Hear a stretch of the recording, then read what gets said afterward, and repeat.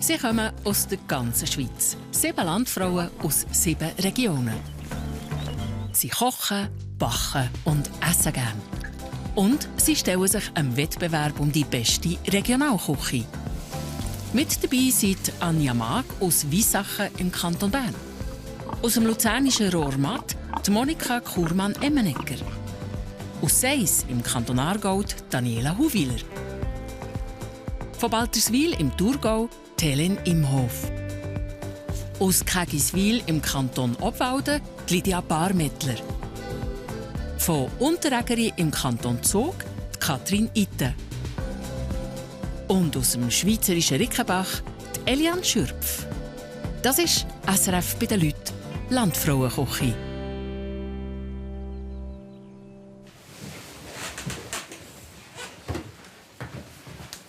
Ja, noch ein bisschen. Noch ein bisschen mehr anziehen? Nein, das reicht. Ist gut. Reicht schon.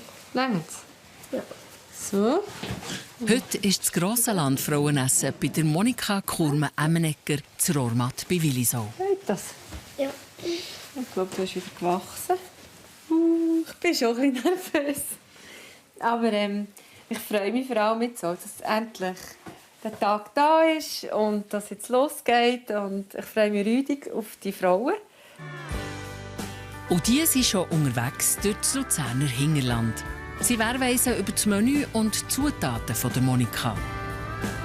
Ich hätte gerne so einen richtig schönen Frühlingssalat. Weißt du, so mit Säublumensachen von der Wiese. Und feines Gemüse aus ihrem Garten. Was jetzt schon wächst, ja. Vielleicht hat sie auch Spargel oder Fenchel. Ich glaube, es gibt Spargelsalat. Findest du? Ja. Nein. Ich habe das Gefühl, sie geht in den Wald. Brennnesselsuppe. Eine Brennnesselsuppe? Aber ob sie gerade wirklich an Schlüsselblumen denken? Mama. Glaube ich nicht. Doch, ich hatte hier schon eine. Aber du hast fast keinen Platz für eine Brosche da. Schau. Flott bist du. Danke. Ich gehe. Aber lass mal, du hast ein bisschen Sorge haben, Ja.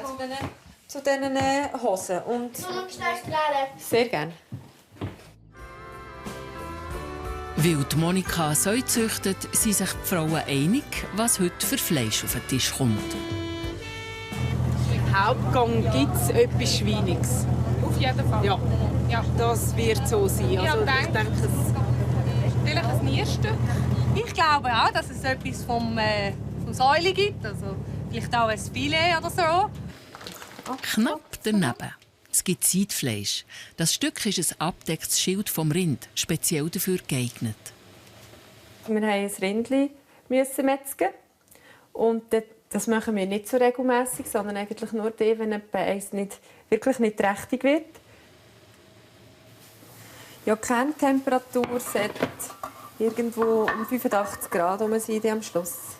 Weil sonst ist dann auch rosarot oder rot drin und das wollen wir eigentlich nicht beim Seidfleisch. Es ist ein vergessenes Stück Fleisch. Also häufig wird Seidfleisch ja heutzutage einfach gehackt daraus gemacht. Und ich kann es halt sehr gerne und darum habe ich gefunden, ja, ich möchte gerne Seidfleisch kochen. Nicht nur auf Gäste, auch auf Monika wartet heute noch eine Überraschung. Am Mitternacht hat sie ihren 41. Geburtstag. irgendetwas läuft, aber wir schweigen natürlich, wenn es Grab hat. Nein, Monika hat Geburtstag und wollen wir sie schon noch geschwind überraschen.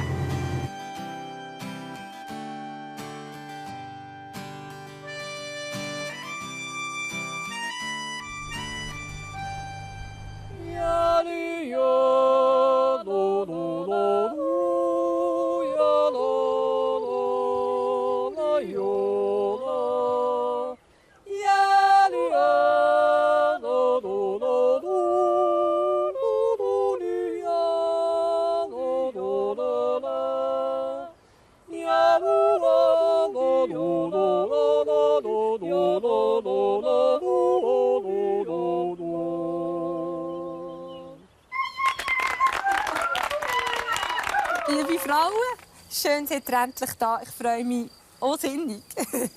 Ich stelle euch gerne meinen Mann, den Thomas, vor. Das ist unser Sohn der Linus und Maila, die Jüngste. Und zuerst, das ist Nadine.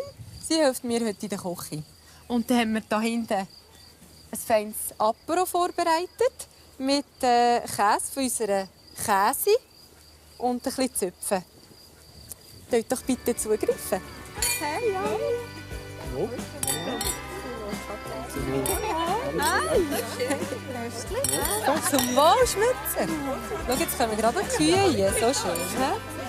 Richtig gefreut. Dann können wir es dann noch einmal geniessen.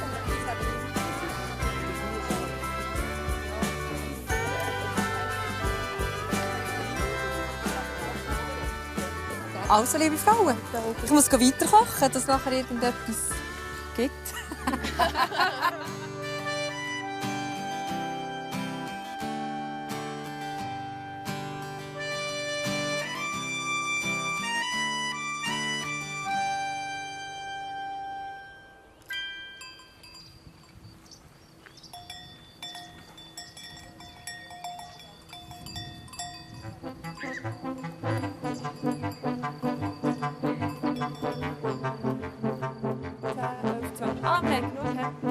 Meila, der Linus verliert da gerade Herdäpfel. Schau, die könntest du zusammenlesen. Ja. Ich weiss nicht, da ein Loch da, das... Es ist Frühling und es ist trocken. Zeit für Herdöpfel zu setzen.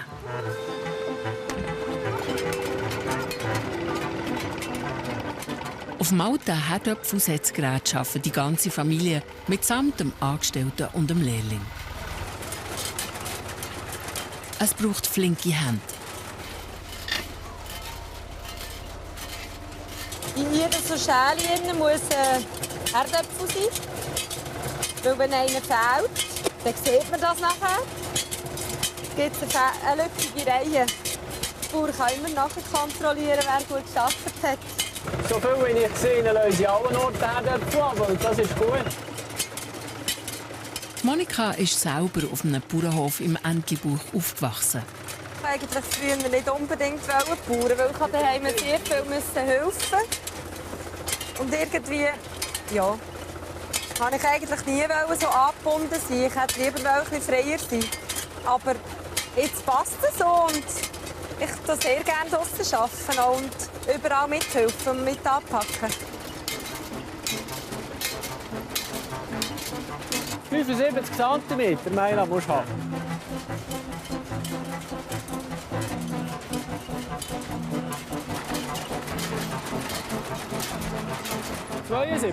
Ja, das ist nicht so übel. Kann man lassen.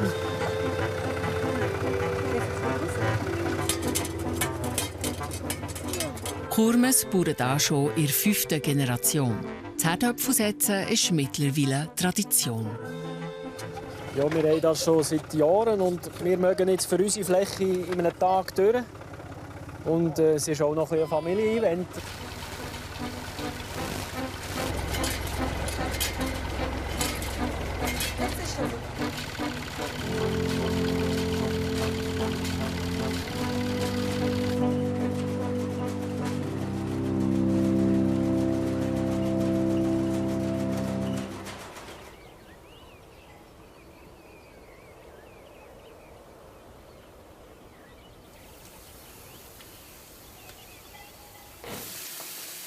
Drinnen geht das Arbeiten für die Monika weiter. Sie waschen und kochen für die ganze Familie und auch noch für die Angestellten. Ich koche eigentlich jeden Tag für uns und für die Angestellten. Und ja, wenn ich arbeite, ist es manchmal eine Herausforderung. Dann setzt es irgendwie so in einer halben Stunde auf dem Tisch da. Und ja, es sind dann doch Männer, die vom Feld kommen und draussen gearbeitet haben, die haben ziemlich Hunger. Aber es gibt bei uns eigentlich immer etwas Feines, etwas Frisches und ich versuche so möglichst ausgewogen ein Menü zusammenzustellen, auch wenn es schnell gehen muss. Du musst ein Löffel nehmen, zum Rausputzen. Die ganze Arbeitsfläche aus. Die Kinder haben gerade Ferien und helfen beim Kochen mit. Was willst du noch? Paprika?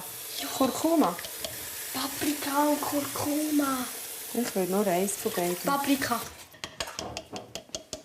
Rot oder Kurkuma gelb? Brot. Ich mache meistens einfach reinlassen. Wenn ich ein Rezeptbuch hätte, dann würde ich gar nicht reinschauen. Ich würde es einfach wegrühren. Oder in eine Ecke tun, wo ich gar nicht hingehe.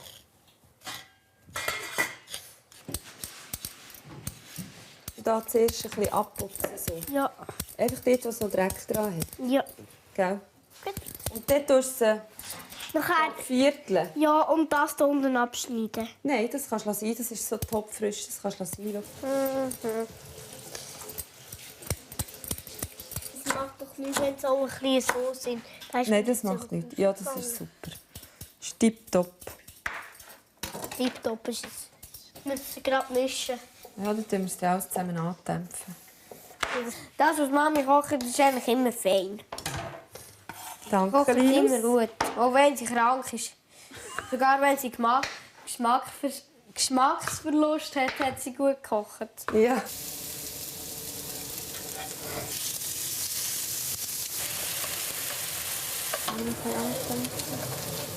Heute gibt es Thai-Curry mit Kokosmilch und Currypaste. Tönt jetzt eher exotisch und weniger regional. Wir haben das einfach sehr gerne. Das leisten wir uns sozusagen zwischen die, dass wir mal ein Thai-Curry machen. Ich tue es einfach so ein bisschen verschweizern, dass ich das Fleisch von hier nehme. Das ist eigenes Fleisch von einem eigenen Rindli. Und möglichst aus dem Gemüse halt saisonal, das aus dem Garten, das, was wir gerade rum haben.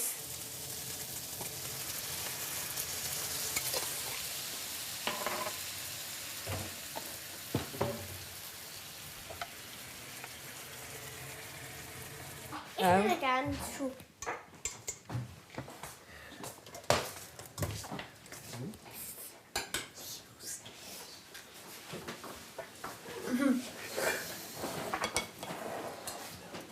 Heute einfach einen Salat rausnehmen. Nur ein Ja, viel Salat. Darfst du Guten miteinander. Gute. Ja, die Schuhe.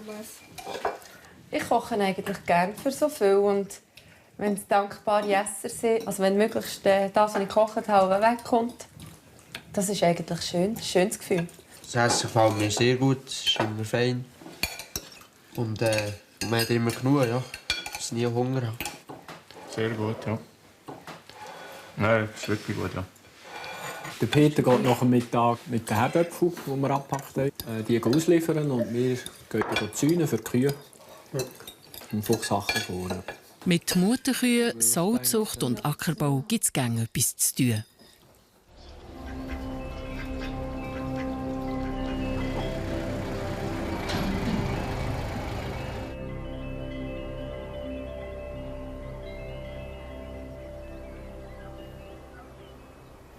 Wir sehen ein lustiges Chörli, ja, das gefällt uns so gut. Chli jutzen und chli singen, das liegt uns halt im Blut. Chli jutzen und chli singen, das liegt uns halt im Blut. Ja, la la la la la la, ja, la la la la la la.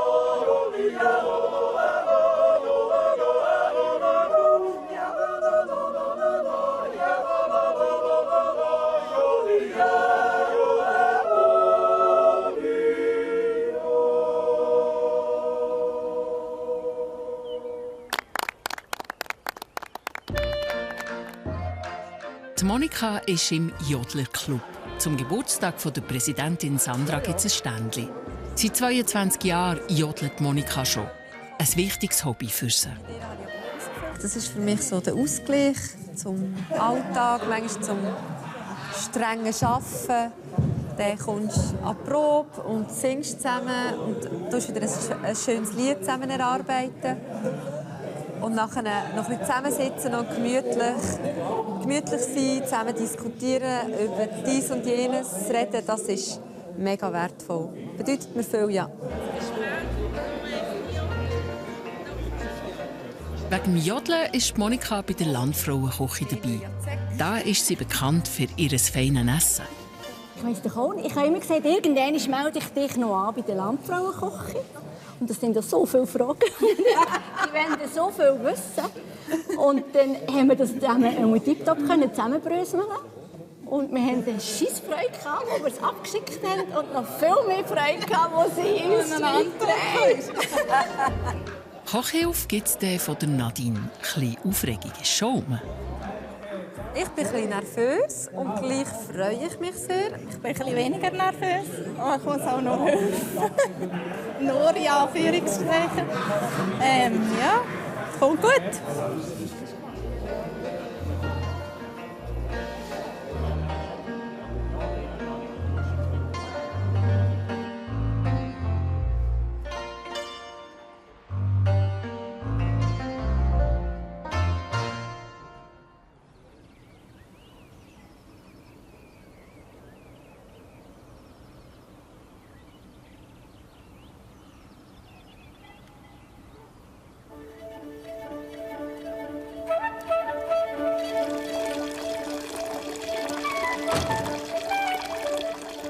An 3 Tagen in der Woche geht Monika auf Willisau arbeiten.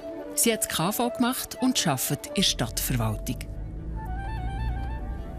Für mich war eigentlich von Anfang an klar, als ich mit dem Thomas auf den Bauernhof gezogen bin, dass ich gerne auswärts weiter arbeiten will. Das ist für mich schon Ausgleich zum Alltag daheim. Es ist für mich auch wichtig, so ein bisschen mein eigenes Geld zu verdienen. Und inzwischen mit Angestellten und Lehrlingen ist es auch so, dass wir wirklich darauf angewiesen sind, auf mein Einkommen.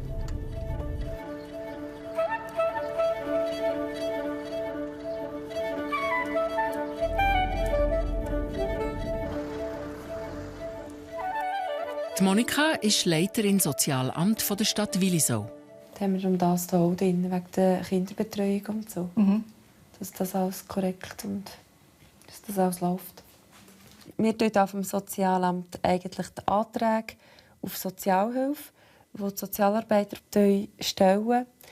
Die prüfen wir, bearbeiten und nachher den Entscheid ausstellen. Also, schauen wir es doch gerade zusammen an. Sie haben einen Fall über einen Zuschlag für betreutes Wohnen zum Besprechen. 170 Franken im Tag, das müsste ja irgendwie ein Teil muss gedeckt sein von, vom Kanton. Ohne die Tagespauschale denke ich, das geht ja in Ordnung, das Budget. Oder? Es braucht noch Abklärungen für einen definitiven Entscheid. Wir versuchen also immer zu begründen, wenn wir einen Entscheid fällen. Aber es ist natürlich uns bewusst, dass das wirklich existenzielle Sachen sind. Also Geld, das den Leuten wirklich fehlt und wo sie darauf angewiesen sind. Ja.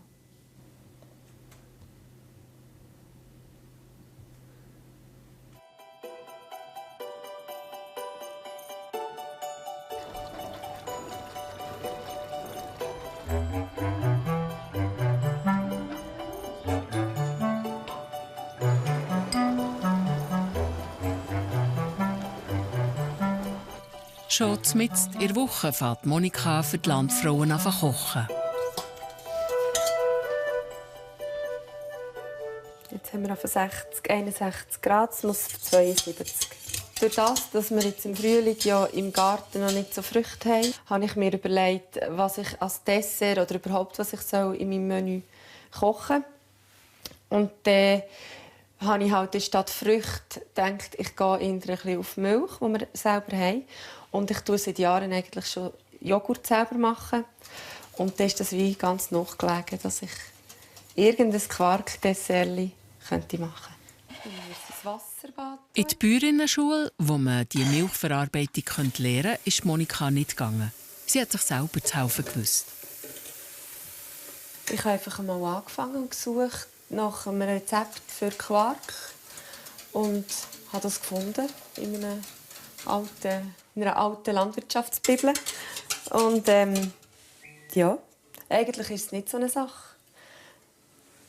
Es braucht ein bisschen Zeit, aber dafür haben wir nachher ein eigenes Naturprodukt aus unserer guten Milch und das ist mir sehr viel wert. Jetzt ist es schon fast auf 40 Sekunden, jetzt können wir es gleich nehmen. einen Esslöffel Joghurtkultur dazu. Plus 1 Tropfen Lab. Das bringt die Milch später zum Grinnen. Und das gut verrühren, zudecken und einpacken. Und dann 4 bis 6 Stunden stehen.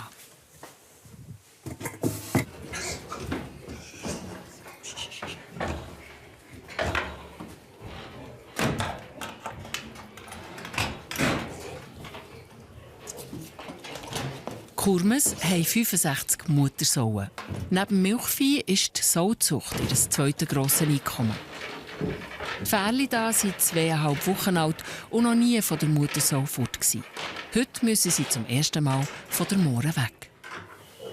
Wenn man die Pferde möglichst kurz von der Mutter trennen und dann eigentlich möglichst schnell, schnell und sorgfältig sie kann impfen und nümmerle.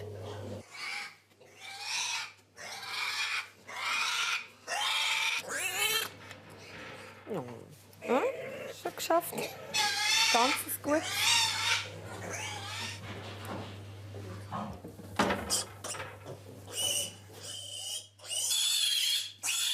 Die Pferde bekommen gleichzeitig eine Markierung im Ohr und verschiedene Impfungen. Es ist wichtig, dass man da gut eingespielt ist.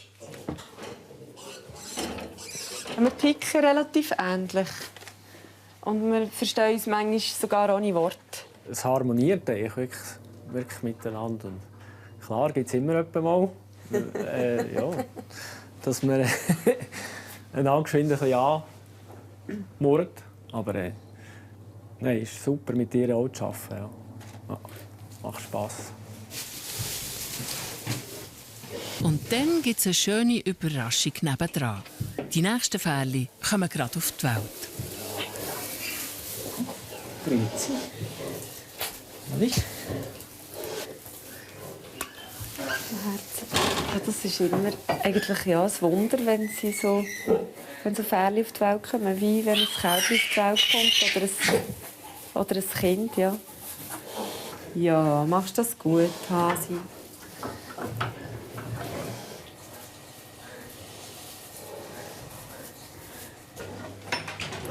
Dass Monika im Stall körperlich arbeiten kann, ist nicht selbstverständlich. Sie hat Multiple Sklerose. Mit dieser chronischen Entzündung vom zentralen Nervensystem kann es schubweise zu Muskellähmungen oder Empfindungsstörungen kommen. Bis jetzt hat Monika nur manchmal ein Kribbeln in den Beinen. Die Diagnose ist jetzt 4 Jahre her. Seither versuchen wir es noch ein bisschen ruhiger anzugehen zwischen die, dass wir einfach uns nicht immer stressen. Es ist schon viel Arbeiten, aber auch so ein bisschen die Ruhephasen uns nehmen. Das haben wir habe ich eigentlich so ein bisschen daraus rausgeholt. Ja. Für mich als Partner ist das natürlich schwierig gesehen, dass man da gut mitfühlen kann, oder? Ja. Weil momentan merkt man ja nicht extrem viel von dieser Krankheit. Es geht ihr ja sehr gut. Ich muss manchmal aufpassen, dass ich sie nicht mitziehe, weil ich manchmal halt schon losgehe, wie ein bisschen zu verrückt. Und dass sie nicht das Gefühl hat, sie mögen auch immer. Dass man aber sie bremsen mich da wieder ein bisschen. Und dann denke ich, dann finden wir da schon wieder die Balance. Ja. Jedes Negative hat so auch etwas Positives. Es bewirkt manchmal im Nachhinein eben Positives. Und ich glaube, das zu sehen, das ist ganz wichtig, um gut zu leben. Mhm.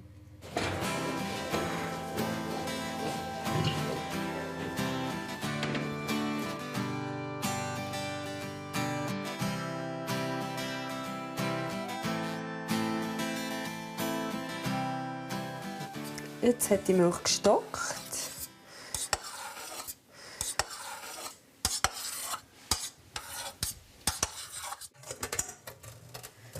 Ich habe hier ein ausgekochtes Tuch in ein Seebiet. Läuft es unten raus.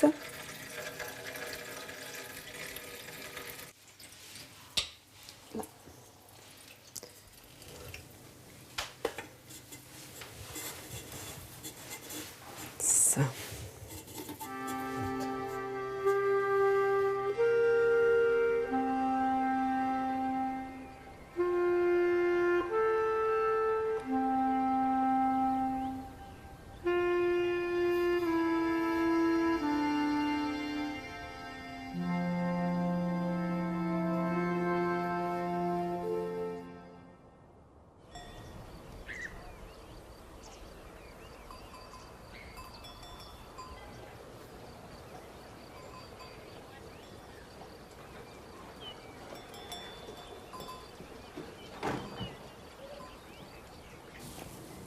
Es ist schon der letzte Tag vor dem grossen Essen. Die Monika schaut nach dem ersten Gemüse im Garten.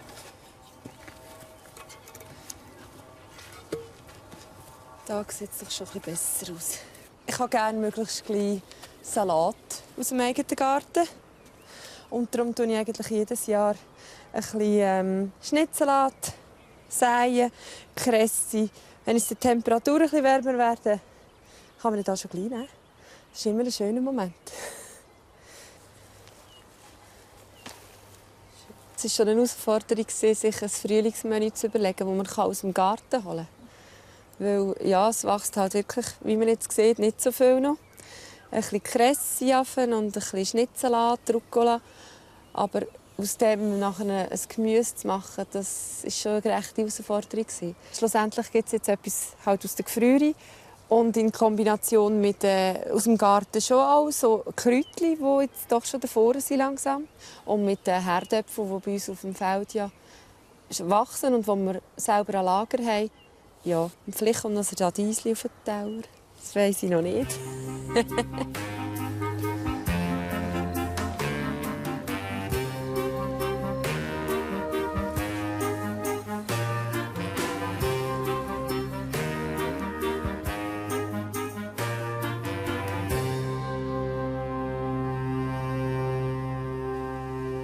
Die Herdöpfel sind jetzt an der Reihe. Ich habe sie halt sehr gerne, die Gnocchi. Wenn ich wirklich Zeit habe. Also es ist nichts, das schnell machen kannst. Das geht definitiv nicht bei den Gnocchi. Ich habe es auch schon probiert, ein bisschen abzukürzen, vielleicht nicht ganz zu kühlen. Und dann ist das gar nicht gut gekommen. Die Geschwellten kommen durch das Passweite.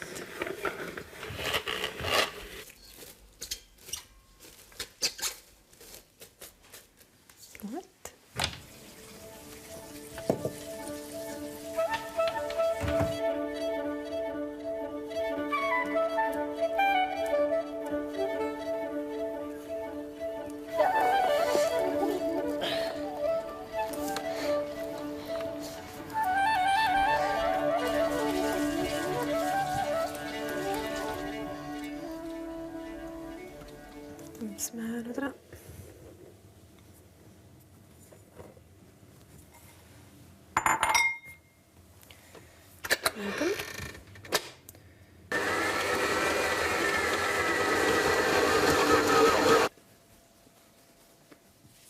Gnocchi machen gibt viel zu tun.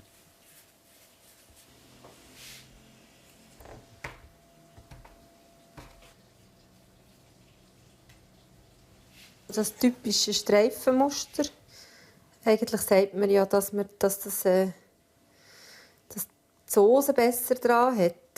Das bräuchte ich jetzt bei meinem Rezept wahrscheinlich nicht, weil ich sie ja fein im feinen Bratbutter, also im eingesottenen Anken schwenke.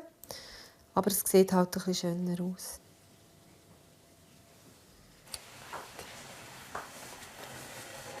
So.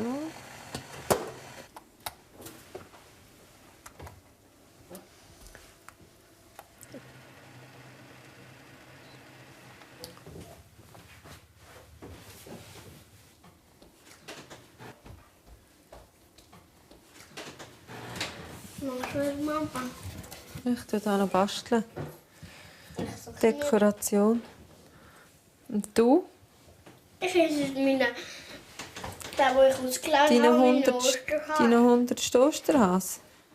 Ja, geh doch den Tisch essen, dass wir nicht überall Schoki haben.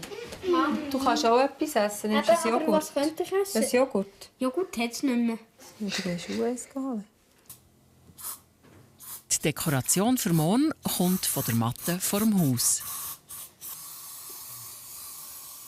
Ich habe die, wenn sie verblüht sind und geschlossen, habe ich sie gesammelt und dann so aufgespießt.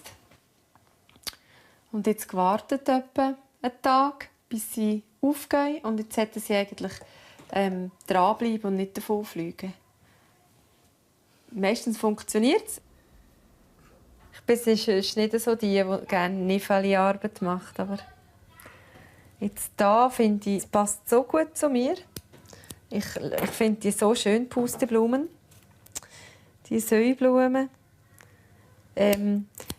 Dass sich das jetzt irgendwie lohnt. Und dann ist es okay.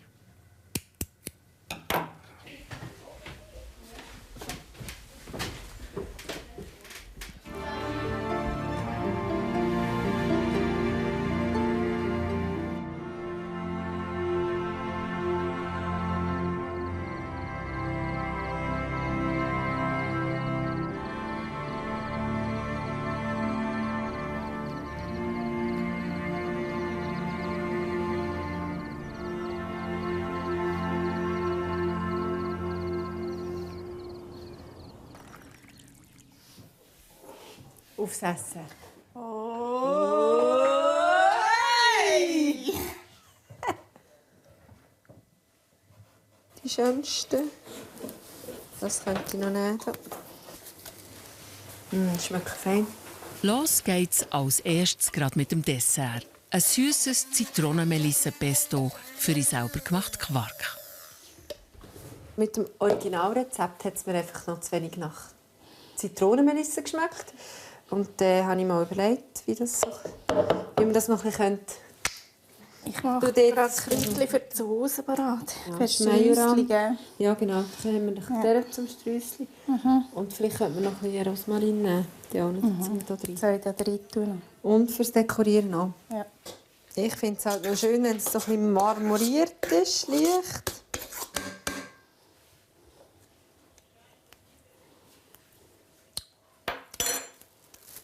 Fein ist es. Nicht allzu süß.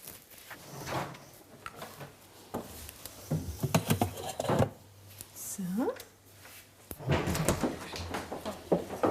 Liebe Frauen, kommen hier. Nein, Platz.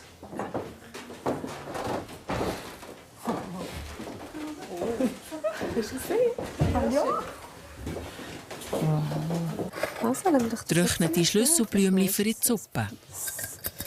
Also es ist halt ganz ein feiner Geschmack. Wie halt Schlüsselblümchen so sind. Man schmeckt es jetzt langsam so ein bisschen.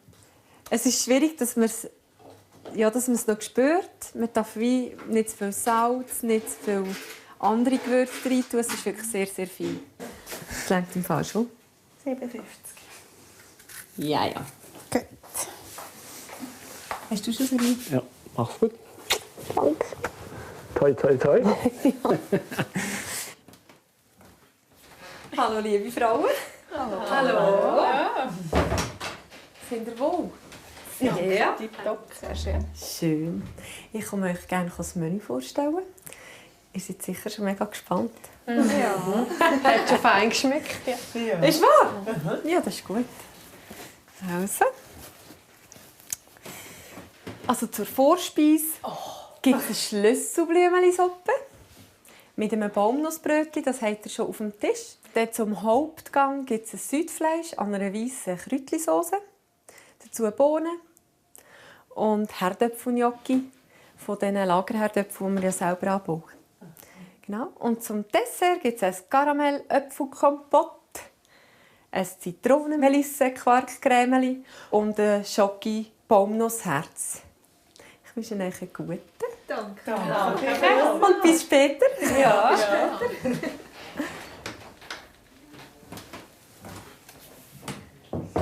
Schlüsselblumen. Etwa ein Kilo braucht es von denen.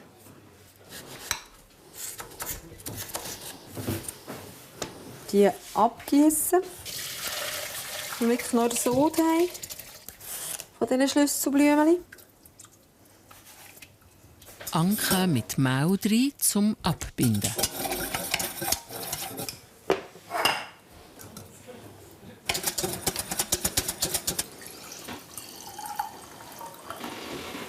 Drin.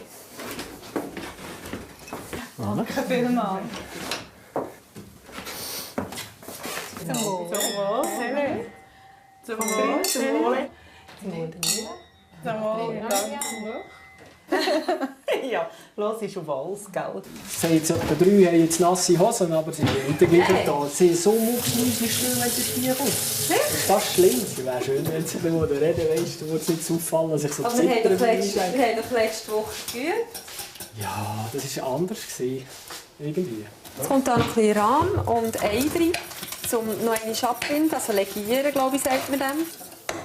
Und nebendran schon das Gemüse. Die kommen jetzt aus den Gefrierbohnen. Und die tun wir jetzt einfach geschwind heiß machen in dem Sinn. Und danach tun wir sie dann noch ein bisschen andämpfen mit Zwiebeln und Bohnenkraut, Salz.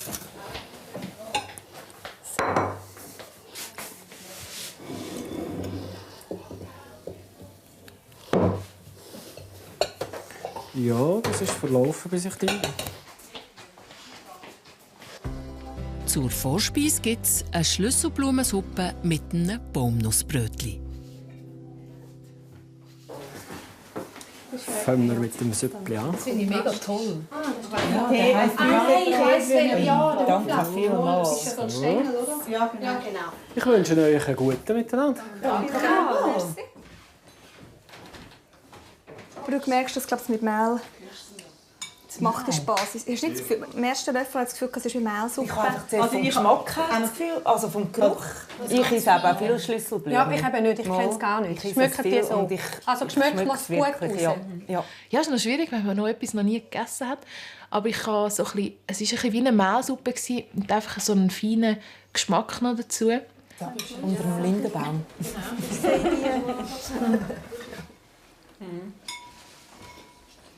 Es hat noch ein bisschen pfiffiger dürfen sein für mich. Ich habe die Schlüsselblümchen nicht so fest rausgeschmeckt aus der Suppe. Die Blumen hat mir noch geschmeckt. Und natürlich noch das Baumnussbrötchen. Es war mega fein, wirklich. Die Landfrauen bewerten jeden Gang nach Geschmack, Präsentation und Kreativität und wie regional und saisonal zu essen ist. Einsammeln.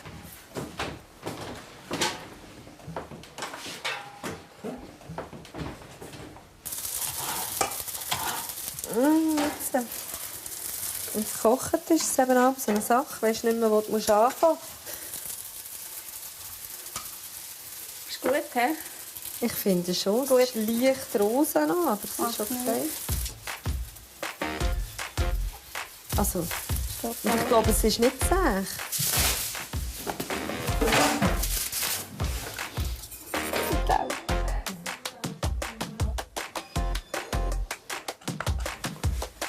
Muss ich einfach mal Super.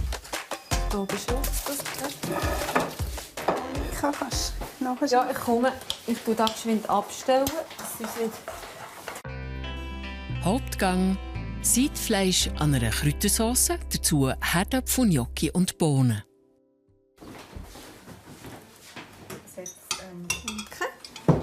Okay. Thymian. Mhm. Ich habe es einfach gerne, wenn sie nicht so durchgekocht sind. Die Bohnen sind so schön knackig. Mhm. Das ist für mich schon ein kleines Rätsel, ob sie jetzt die aus der Gefrierung hat oder nicht. Ich bin nicht ganz sicher. Mich tut mir einfach mit dem Gnocchi ein bisschen schwer. Ich müsste ein bisschen Sauce noch dazu haben. Das ja, und einfach... Ja, italienische Gnocchi sind anders. Gnocchi, die haben sehr nach Herdöpfel geschmeckt. Und hat mich ein bisschen überrascht, dass sie sie angebraten hat, weil ich eigentlich Gnocchi so nicht kenne, angebraten. Was meint ihr zum Fleisch? Ich habe es super gebracht. Oh, Mir ist es super. super. Es ist eigentlich nichts durchzogen. Jetzt hier. Südfleisch ist halt, wie Südfleisch ist. Es kann auch mal ein durchzogenes Stück dabei haben. Es hat ganz feine Stücke und eben zwischendrin war sie dann mal so durchzogen. Südfleisch, ich habe es den Hammer gefunden, weil ich finde, das wird immer so, Südfleisch wird immer ein bisschen so unterbewertet. Ich denke, das kommt von früher, wo man gesagt hat, ja, wir haben eine alte Kuh gemetzelt und jetzt machen wir noch Südfleisch. Dabei ist Südfleisch eine sehr gesunde Garart. Fast ausgegessen. Fast. Super. Fast. So wie ich das jetzt auch gesehen habe. Das ist ja dann immer so eine Kritikate.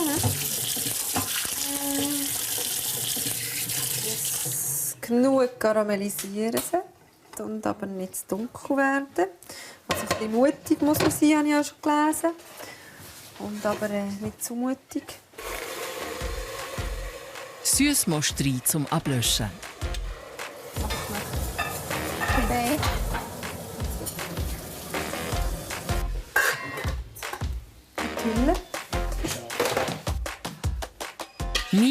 in der Karamellpfanne für über die Äpfel. Cool. Vielleicht zuerst noch ein bisschen auf. Ja, ich bin halt nicht Konditorin, gell?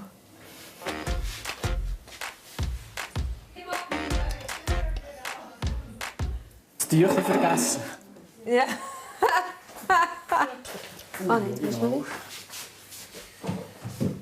Andere gehen über die Leitern auf, was natürlich.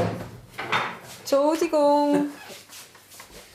Zum Dessert Karamell-Äpfelkompott, Zitronen-Melissenquark und ein Schoki-Baumnussherz.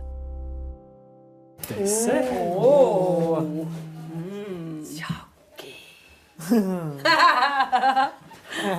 Ich mag wieder. Das liegt so ein Hopfen. So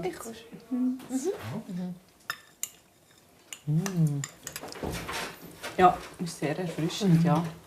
So leicht. Ja. Ich fuhr Ja. dort weniger Wein. Ja, ich schmecke die Zitronenmelisse nicht, aber es vielleicht... Beim Quark? Ja. Sicher? Doch. Finde ich, schmecke ich jetzt recht gut raus. Nein, wirklich nicht. Ja. Aber es ist recht quarkig. Es hat aber nicht viel Zucker drin. Nein. Das Zitronenquark ist so luftig, leicht dahergekommen. Auch nicht so. Auch wirklich nicht süß. Es ist, also das hat mich am meisten überrascht vom Geschmack her und wie sie das gemacht hat. Die Karamellsauce war noch warm und die Äpfel waren wunderbar getränkt. Es war eine ganz tolle Kombination.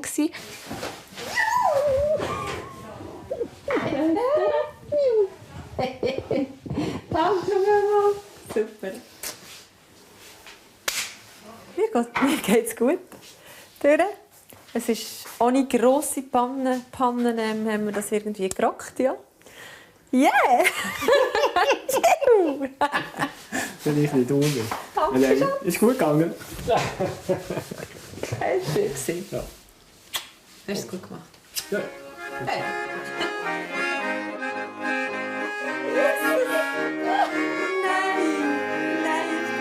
Zum Geburtstag nur alles Gute, das wünschen wir von Herzen auf. Zum Glücksfrieden sollst du bleiben, ein Haufen Glück gehört auch dazu. Jololulu,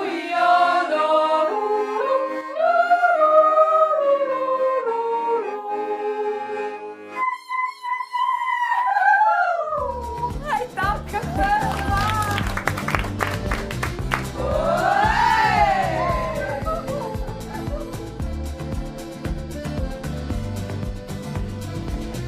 Nächste Woche sind die Landfrauen bei der Daniela Huwiller Seis im Aargau zu Gast.